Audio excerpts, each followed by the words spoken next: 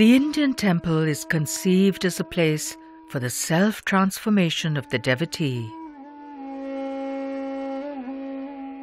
The Brihadisvara, written in the early 6th century, describes the sanctum as the place for Brahman, the formless divine which pervades all that there is. Here in the Garbhagriha, or womb chamber, the devotee is born again, in the knowledge of the oneness of all creation. The temple illustrates the truth of the cosmos and explains it to the devotee, from the representation of the unmanifest eternal to the multitude of forms of the world.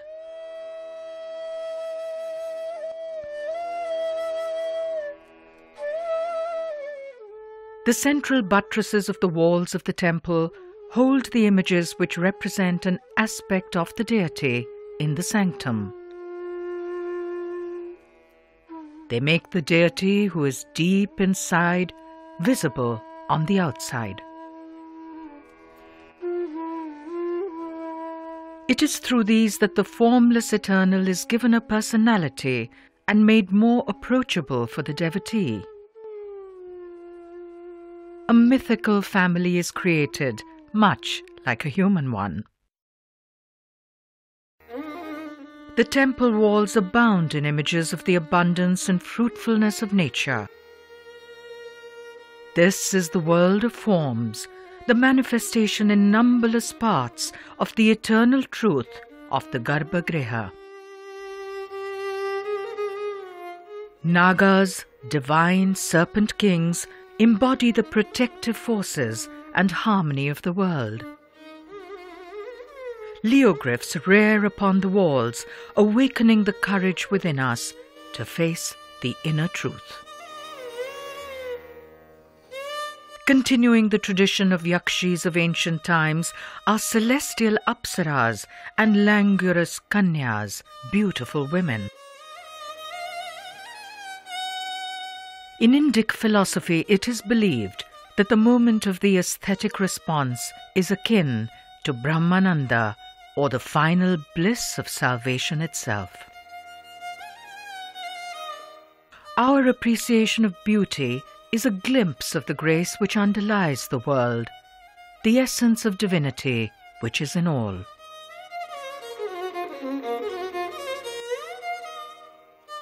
The icons presented in the temple were developed in the religious texts called the Puranas, literally meaning ancient.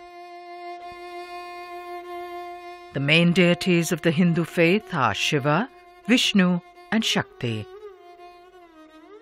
Around them are woven stories which help to explain philosophic concepts to the devotee.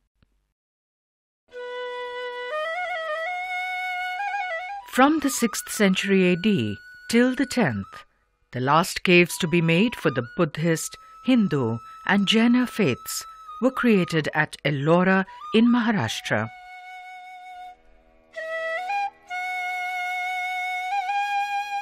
The grand climax of rock-cut architecture in India is in the 8th century Cave 16, the Koranganatha Temple. This is the largest and most magnificent excavation of the world. The entire hillside has been transformed into a great temple with structures carved both inside and out.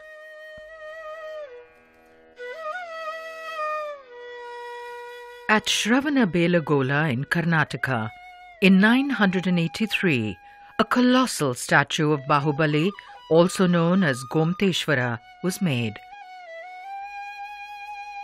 This is about 60 feet high and is the largest freestanding monolithic sculpture of the world. The early art of the Jainas was similar to that of the Buddhists. By now, the Jaina style had developed in a different direction.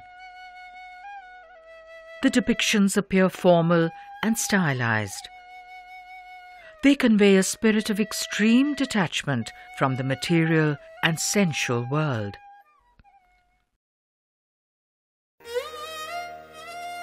Meanwhile, from the 9th century onwards, beautiful temples were made under the Cholas in Tamil Nadu.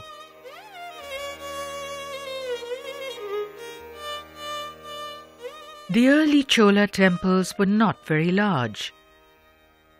The purpose was not to inspire awe through size and grandeur. It was to take us to the world of gentleness which can be found within us.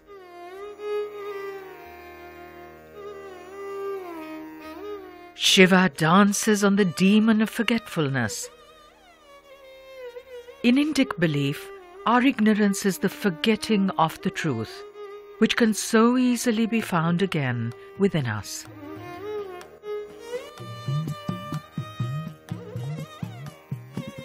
In the year 10,010, Raja Chola completed the tallest and largest temple which had been made in India.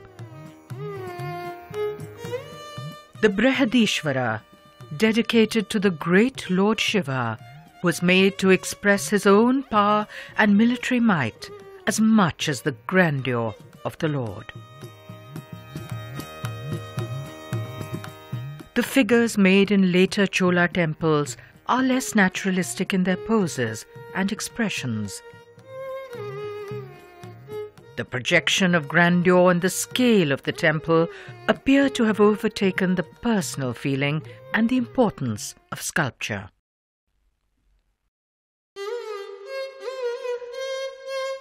There also developed a great tradition of Utsava Murtis, or festival images cast in bronze. The deity in many manifestations of human form comes out to the streets of the town and becomes approachable to all. The most magnificent image in the bronzes is the Nataraja, Shiva in his cosmic dance. In this dance, he creates and destroys the world. The richness of symbolic meaning in the Nataraja image makes it one of the greatest icons created by man.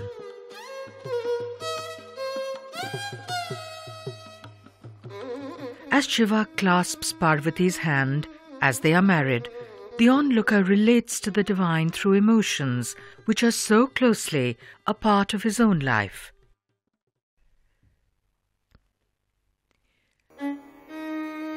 In the land of Magadha, in the eastern plains of India, where the Buddha had preached, great centers of Buddhist study came up in the first millennium AD. The best-known Buddhist universities were Nalanda, Vikramshila and Odantapuri. At these centers of learning, the message of the Buddha and his many qualities of wisdom and compassion was studied in great detail. These qualities of Buddhahood were personified in a pantheon of deities which was created. By meditating upon the personified qualities, a worshipper was to awaken within himself the qualities presented. He was to become that deity.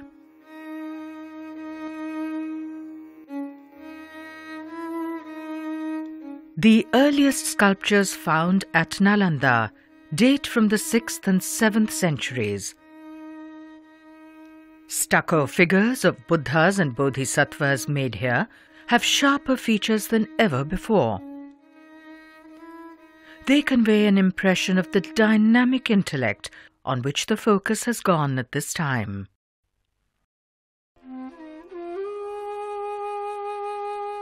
In the high Himalayan mountains is the verdant valley of Kashmir. Here in the 10th century, Abhinavagupta had taken the Indian philosophy of aesthetics to rare heights of development. An elaborate brass image of the 9th century is a Buddha Verochana. Lotus pedestals and the deities of Vajrayana Buddhism are first seen in Buddhist art in the caves of Western India, from Kanheri in the 6th century onwards. It is in Kashmir that we see a great flowering of the Vajrayana philosophy and its art.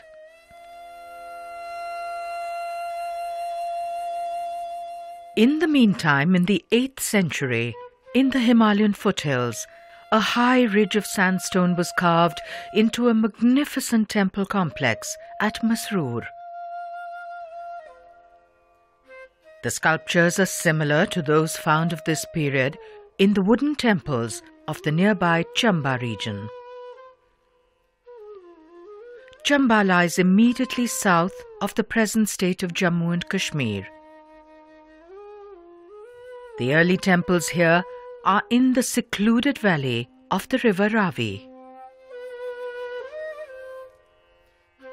The 8th century wooden temple of Lakshana Devi at Bharmor is richly carved, and it recalls the art of the Gupta tradition in the northern plains. However, there is a lilting grace and joyousness of the hills which pervades this work.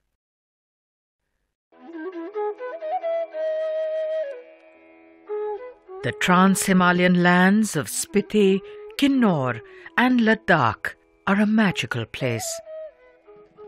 The tallest mountains of the world stand guard here. In the beginning of the 2nd millennium, Kashmiri artists were brought here to create a chain of monasteries and Buddhist temples. These were to lay the foundations of a lasting tradition of Buddhist art in the Trans-Himalayas. The Tabo monastery has clay sculptures of the 11th century. The assembly hall is an architectural mandala or graded path towards enlightenment. Mahavirochana represents supreme enlightenment.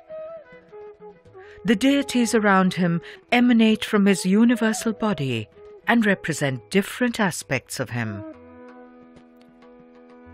This is similar to the developments of the Hindu temples of this time, where the truth at the center is reflected in the images on the body of the temple.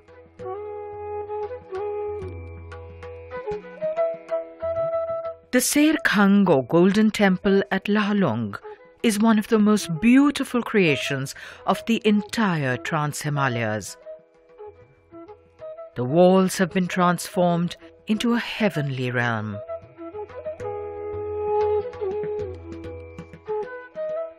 The entrance to the Sumstek or 3-story temple of Alchi in Ladakh is delicately carved in the Kashmiri style. A special feature of the temples of Ladakh of this period are colossal clay figures of bodhisattvas, which stand 2 stories high.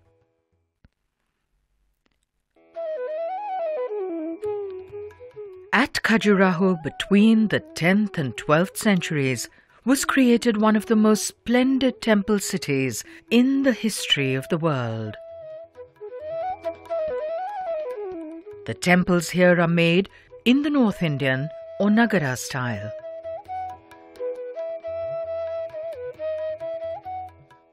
The teeming figures that fill the walls of the Khajuraho temples are made in accented postures, active and turning in myriad directions, seen from all sides. These culminate the tendency towards the hardening of the facial features, elaboration of jewelry, and a greater sense of activity which had been developing in the previous period in Indian sculpture everywhere. The desires and forces of human love are depicted as part of life in the world. Here on the temple walls, the viewer sees them in their correct perspective as only a reflection, like all else is, of the great reality which is to be met in the sanctum.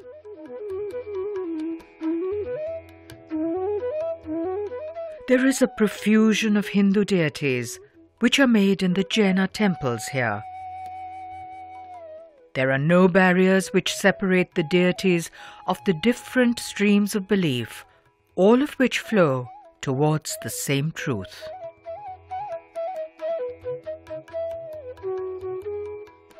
In southern Karnataka, the Keshava Temple, dedicated in 1117, is a classic example of the ornate style of temple art under the Hoysalas. The exterior of the temple is more profusely sculpted than ever before. The best-known sculptures here are of the Madanakais, female bracket figures. The profusely decorated temple of Hoysaleshwara at Halabid was also built in the 12th century. While every fingernail is carved, the breath of life which animates much of Indian sculpture has given way to profuse ornamentation.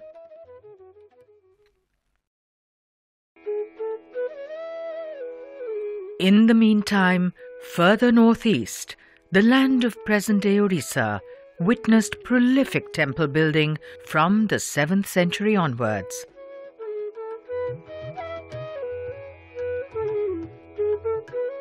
Here, in the 10th and 11th centuries, we see subjects of the art which are very similar to those of this period at Khajuraho. In the 13th century, at Konarak in Orissa was made a grand temple dedicated to Surya, the sun. It was the tallest and most magnificent temple made in India. The climax of 800 years of building structural stone temples.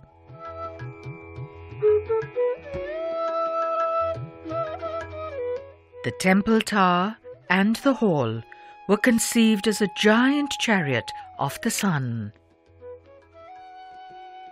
24 large wheels, 12 on each side, representing the 12 months of the year, were made for the ratha or chariot. 7 horses pull it forward at a spirited gallop. The Sun Temple at Konarak represents the high point of monumentality and splendor in the tradition of temple building. It also celebrates the activities and life of the king, as never before in temples. Niches in the sanctum and in the hall were originally filled with many images of the king. The beginning of the 14th century saw considerable political disruption and repeated attacks of the Khalji and Tughlaq dynasties from the north. Out of the chaos rose a new and powerful kingdom named Vijayanagara, or City of Victory. In the 16th century, its capital at Hampi was described by Portuguese visitors to be like a second paradise, with no equal in the world then. In the palace complex is a massive stone basement, which is what remains of a large structure called the Mahanaumi Dibba. In reliefs made on the side of the Dibba, the king's great armies are shown, and so are hunters and dancers. Vijayanagara came into existence under darkening clouds of war. Its great armies remained most important, and this changed focus of attention is constantly visible in the art.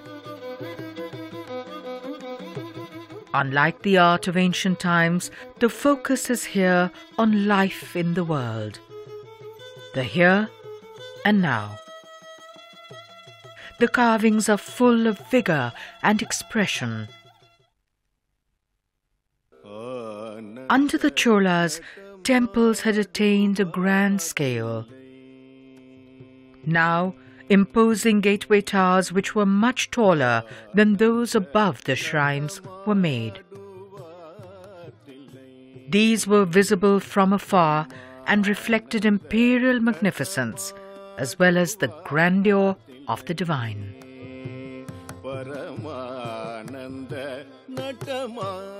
The tendency towards a large scale and grandeur was carried further under the Nayakas.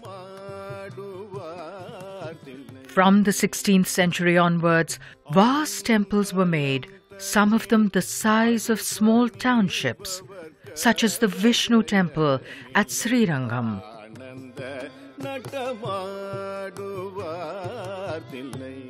At the Meenakshi temple at Madurai, temple authorities estimate that there are 33 million sculptures in the temple complex. Even if that number is not based upon an actual count, the temple does convey such an impression. However, the emphasis in this period has shifted away from the importance of individual sculptures. Earlier, the temples were much smaller structures and the sculptures were most important. The devotee was to be moved and transported through his response to the beauty and grace of the art. In this period, sculptures are often repetitive and act as decorations of the grand structures. Earlier, the worshipper left the material world far behind to enter the simple, sanctified space of the divinity. In the great temple cities of South India, the revered space has expanded to clearly display the sacred nature of the universe. The search is still for the peace which can only be found within. However, the grandeur of the Lord is celebrated in all aspects of life.